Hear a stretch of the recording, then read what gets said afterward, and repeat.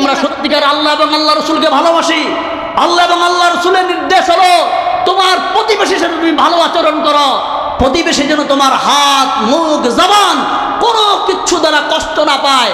অতএব প্রতিবেশীর জান, মাল, আব্রু, ইজ্জতের হেফাজত করা আমাদের প্রত্যেকের দায়িত্ব।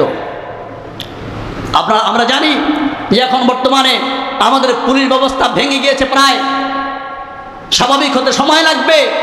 এই সুযোগে স্বার্থান্বেষী মহল, ষড়যন্ত্রকারীরা, আমি বলবো পরাজিত শক্তি, তারা আপনার বিশৃঙ্খল পরিস্থিতি তৈরি করার এই এক খেলায় তারা মেতে উঠেছে।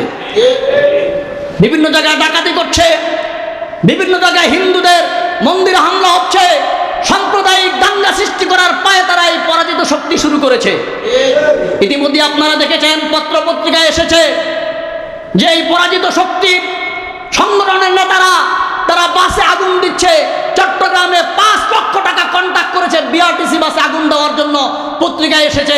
যুবলীগের এক নেতা 5 লাখ টাকা কন্ট্যাক্ট করে এক লোকরে আপনার বিআরটিসি বাসে আগুন দেওয়ার জন্য তারা রাস্তায় নামিয়েছে। আমি পত্রিকায় দেখলাম নোয়াখালীর চাটখিলে সনাতন ধর্মী তথা আমাদের হিন্দু ভাইদের মন্দির আক্রমণ করতে গিয়ে 2 ছাত্রলীগ নেতা গ্রেফতার হয়েছে। এরপরে সেদিন আজকে দেখলাম যে এইভাবে একটি মসজিদে আগুন দেওয়ার জন্য একজন হিন্দু মহিলাকে কন্ট্যাক্ট করেছে।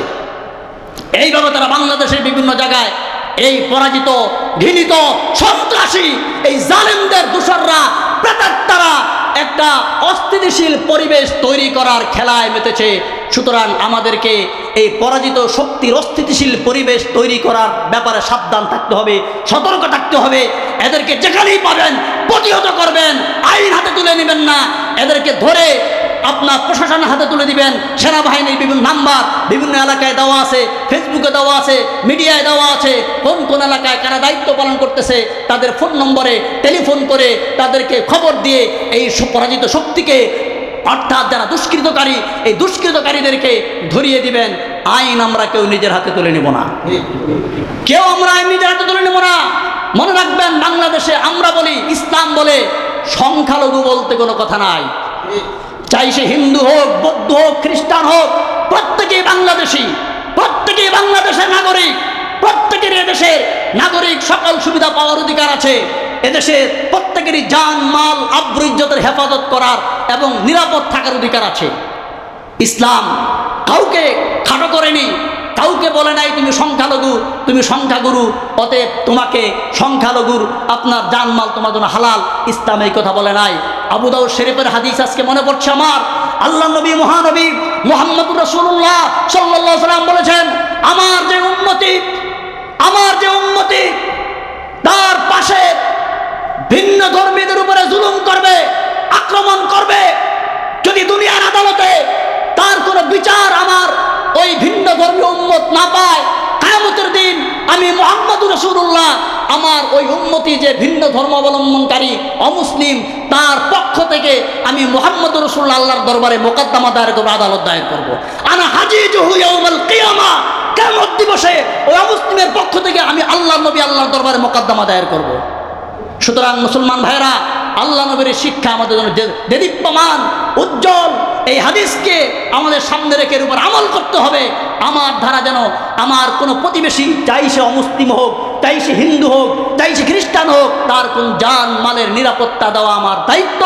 তার জানমালের উপর আক্রমণ করা, ব্যবসা প্রতিষ্ঠানে আক্রমণ করা ইসলাম অবৈধ ঘোষণা করেছে, এটিকে ইসলাম জুলুম ঘোষণা করেছে। সুতরাং একটি জুলুমকে অবসান ঘটিয়ে আরেকটি জুলুমের আবির্ভাব, এটি কিছুতেই আমরা মেনে নেব না। জুলুমের প্রতিকার জুলুম দ্বারা হয় না, জুলুমের প্রতিকার ইনসাফ দ্বারা করতে হবে। আমাদের সমাজে ন্যায় বিচার প্রতিষ্ঠা করতে হবে, জানমালের হেফাজত করতে হবে। তাহলেই না আপনি জুলুমের প্রতিকারকারী হলেন, তাহলেই না আপনি প্রশংসিত হলেন। আপনি যদি জালেমকে হটাইতে গিয়া আবার আরেক জুলুমের আশ্রয় নেন, তাহলে ইসলাম এটিকে কখনোই সমর্থন করে না। এদেশের আলেম ওলামারা কখনোই তা মেনে নেবে না। বরং অপরাধ যেই করবে সে অপরাধী, সে জালেমের দূষণ, তাকে ধরিয়ে দিন, তাকে গ্রেফতার করুন, তাকে আটক করুন, তাকে প্রশ্রয় দিবেন না, চাই সে যে দলের হোক না কেন। এই জন্য জুলুম করা যাবে না, জুলুম করা যাবে না। সেই সুযোগে সন্ধানী অনেক আপনার জালেমরা, জালেমের প্রেতাত্মা, জালেম গেছে কিন্তু প্রেতাত্মা রেখে গেছে।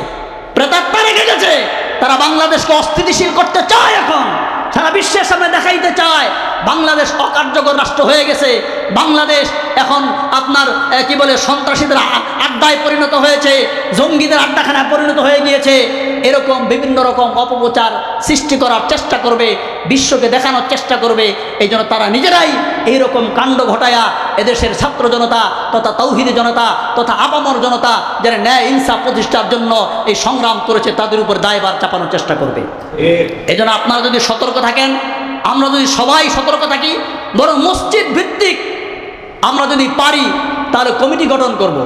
মসজিদ ভিত্তিক আমার এই মসজিদের এরিয়া যারা আছি আমরা সকলেই একটা কমিটি গঠন করব যে আমার এই এলাকায়, এই মসজিদের এলাকায় এমন কোনো অপকাণ্ড যেন কেউ না ঘটাতে পারে, এরকম কোনো অস্থিতিশীল পরিবেশ যেন কেউ না ঘটাতে পারে। আমরা সকলেই সচেতন হব। এদেশে আমরা এখন যদিও পুলিশ নাই, কিন্তু আমরা প্রত্যেকে এক একজন পুলিশ, প্রত্যেকে এক একজন আইন শৃঙ্খলা বাহিনীর ভূমিকা অবতীর্ণ হতে হবে যে আমি আমার এলাকায় আইন শৃঙ্খলা আপনার সুষ্ঠু রাখার জন্য, সতেজ রাখার জন্য, সচল রাখার জন্য আমি নিজে একজন পুলিশ অফিসার। তাহলে আর পুলিশের প্রয়োজন হবে না, সব কিছু স্বাভাবিক হয়ে আসবে। কিন্তু মনে রাখবেন, আমরা কখনই জুলুমকে সমর্থন করি না এবং করব না ইনশাআল্লাহ। আল্লাহ পাক যেন আমাদের সকলকে একটি সুন্দর, সকলে মিলেমিশে একটি ইনসাফ পরা, ইনসাফ ভিত্তিক, ন্যায় ভিত্তিক সুন্দর রাষ্ট্র গঠন করার তৌফিক দান করেন। এটি ইসলামের শিক্ষা, যেখানে কোনো অন্যায় থাকবে না, কোনো জুলুম থাকবে না, কোনো হিন্দু মুসলিমের ভেদাভেদ থাকবে না, সকলেই মিলেমিশে একটি সুন্দর দেশ আমরা গঠন করতে পারি। সারা পৃথিবীকে আমরা দেখাই দিতে চাই আমরা কোনো বিদেশি শক্তির সাহায্যেই স্বাধীনতা অর্জন করি নাই, এটা আমরা নিজেরাই আমাদের জালেমকে হটিয়ে আমরা এই স্বাধীনতা অর্জন করেছি। সুতরাং আমরা আর কোনো জুলুম বরদাস্ত করব না। আল্লাহ পাক আমাদের সকলকে তৌফিক দান করেন।